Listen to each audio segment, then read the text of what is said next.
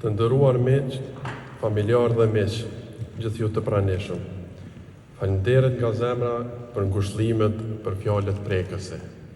Në emër të familjes Thoqi, në emër të babit, ju falenderoj për kujdesin dhe mbështetjen. Ju jemi mirënjohës të gjithëve. Gjyshi asnjëherë nuk është dorëzu përballë sëmundjeve. Shpresa për të ritakuar babin dhe bashkëluftëtarit e tij në Hagë ishte më e madhe se sa dhimbja e sëmundjeve. Besimi në pafajësinë e tyre ishte më i hekur se sa këtë akuza e padrejtë.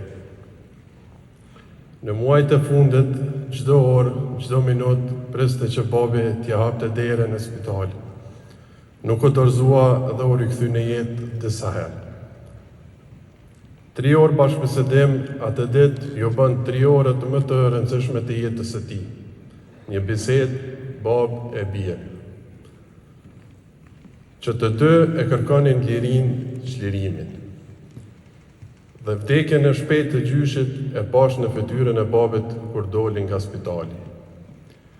Gjyshi i mbijetoi të gjithë vuajtjeve, dhimbjeve në për të cilat kaluam si popull. Por këto 4 vite nuk i mbijetoi vuajtjeve dhe dhimbjes nga padrejtësia. Një sëmundje e pashërueshme për njerëz të fortë, krenar dhe me dinjitet. Dhe siç thoshte shpesh gjyshi, me vdek pa u korrit. Gjysh, asot nuk jemi korrit. Fatkeqësisht, babi nuk e lejuan të jap lamtomirën e fundit bashkë me ne sot. Nuk e lejuan t'ia gjuajë një grosht të dhejut të Drenicës mbi varr.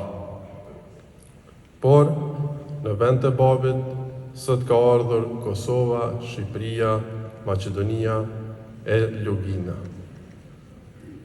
I madh dhe i përjetshëm do të jetë kujtimi ynë për ty gjysh, miq e familjar të pranishëm.